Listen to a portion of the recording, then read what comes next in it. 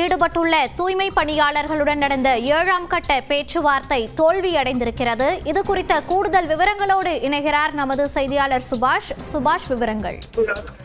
10வது நாளாக இன்று போராட்டம் நடத்தி வரக்கூடிய இந்த தூய்மை பணியாளர்கள் 10 நாளாக இங்கே ரிப்பன் மாளிகைக்கு வெளியேவே கார்பரேஷனுக்கு எதிராக அவங்களை நிரந்தர பணியாளர்களாக ஆக்க வேண்டும், ஒப்பந்த முறையில் எடுத்திருக்கக்கூடிய பணிகளை செய்யக்கூடாது என்பதற்காக அவர்கள் போராட்டத்தில் ஈடுபட்டு வருகிறாங்க.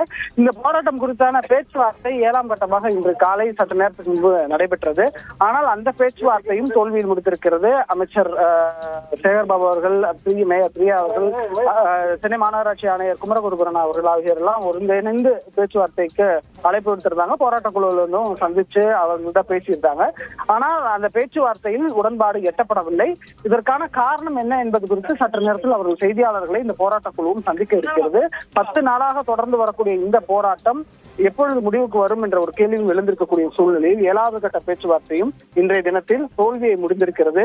தொடர்ச்சியாக இந்த போராட்ட களத்தில் அவர்கள் போராட்டத்தில் 10வது நாளை தாண்டி போராட்டமானது இன்றைய தினத்தில் நடைபெற்று வருகிறது என்பதும் ஒரு முக்கியத்துவம் வாய்ந்ததாக பார்க்கப்படுகிறது. தொடர்ச்சியாக அரசியல் கட்சி தலைவர்கள் அவர்களை சந்தித்து வரக்கூடிய நிலையில் பேச்சுவார்த்தை இன்றைய தினத்தில் மீண்டும் தோல்வியை அடைந்திருக்கிறது. விவரங்களை பதிவு செய்தமைக்கு நன்றி சுபாஷ்.